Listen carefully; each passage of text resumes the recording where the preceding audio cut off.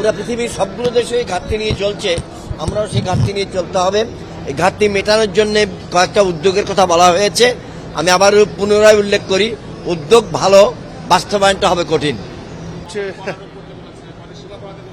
এগুলো হচ্ছে কিছু গদবাঁধা কথাবার্তা।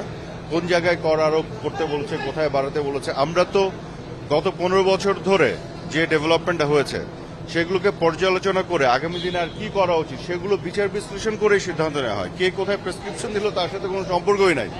এইটা তারা যেহেতু প্রেসক্রিপশনে চলতো, এই জন্য ওরা মনে করে সবাই প্রেসক্রিপশনে চলে। ব্যাপারটা হচ্ছে এরকম। এনবিআরকে যে লক্ষ্যমাত্রা দেওয়া হয়েছে তাতে কি এটা গণমুখী মনে হচ্ছে নাকি অতিরিক্ত চাপ পড়বে সাধারণ মানুষের উপর?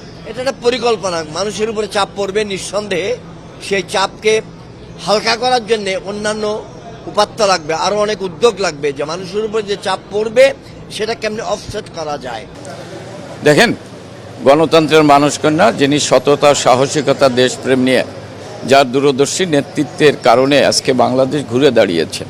বঙ্গবন্ধুর থানায় 12ই ডিসেম্বর 2023 যে ইস্তেহার ঘোষণা করেছেন, জনগণের কল্যাণে, জনগণকে ভালো রাখার স্বার্থে, দেশের মানুষ যাতে ভালো থাকে, শান্তিতে থাকে, নিরাপদে থাকে, সেই লক্ষ্যকে নিয়েই ইস্তেহার ঘোষণা করেছিলেন 2041 সালে উন্নত, সমৃদ্ধি, স্মার্ট বাংলাদেশ গড়ার প্রত্যয় নিয়ে।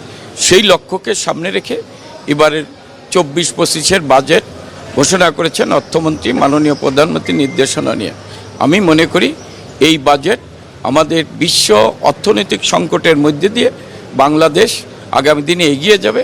যে সমস্যা আছে সেই সমস্যার সমাধান করেও বাংলাদেশের মানুষকে ভালো রাখার লক্ষ্যে বঙ্গবন্ধুর তনয়ের নেতৃত্বে এই বাজেট সময় উপযোগী এবং মানুষের জন্য প্রযোজ্য এক অনন্য বাজেট দিয়েছেন বঙ্গবন্ধু তনয়ের নেতৃত্বে অর্থমন্ত্রী।